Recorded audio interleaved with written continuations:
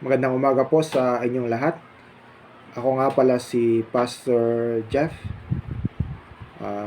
Binabati kita sa unang araw ng ating devotion na matatagpuan sa Mateo chapter 5 verse 3. Ito po ay ang mga tinuro mismo ni Jesus sa kanyang mga disciples, ang sermon ni Kristo sa bundok or Beatitudes sa English.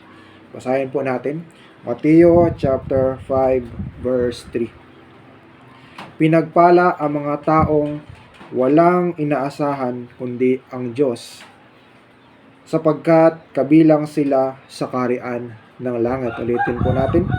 Pinagpala ang mga taong walang inaasahan kundi ang Diyos, sapagkat kabilang sila sa kaharian ng langit. Manalangin po muna tayo. Panginoon, salamat po sa iyong salita sa umagang ito. Naway mangusap po ikaw sa amin at kami po ay may matutunan mula sa iyong salita. Sa pangalan mo, Panginoong Jesus. Amen. Mayroon po tayo ditong isang napakalagang matututunan. Yung word po na pinagpala ang mga taong walang inaasahan kundi ang Diyos. Hindi po ito siya literal na kapag tayo po ay walang pera, ay umasa tayo sa Diyos. Kapag tayo ay walang makain, tayo ay umasa sa Diyos. Kapag tayo ay may pangangailangan, tayo ay umasa sa Diyos. Kasi yan po ang karamihang ginagawa ng tao ngayon. Kapag walang-wala na, lumalapit sa Diyos. Pero kapag meron pa ay nakakalimutan po ang Diyos. Pero hindi po yan ang ibig sabihin ng salitang ito. Ito po ay spiritual na ang ibig pong sabihin nito ay kailangan po natin ang Diyos upang magkaroon po tayo ng buhay na walang hanggan.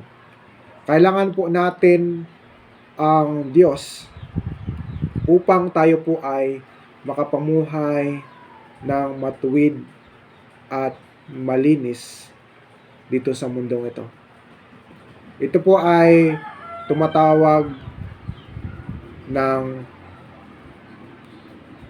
pagkakataon na magkaroon tayo ng kaligtasan. Ang ibig pong sabihin nito ay kailangan po nating isurrender or isuko ang mga buhay natin at tanggapin si Kristo Jesus upang mapabilang tayo sa kaharian ng langit. Manalangin. Panginoon, salamat po sa iyong salita sa umagang ito. Nawa, Panginoon, ay may natutunan kami at maisabuhay po namin ito sa buong araw na ito. Ang aming buhay ay pinagkakatiwala namin sa iyo. Sa pangalan mo, Panginoong Hesus. Amen.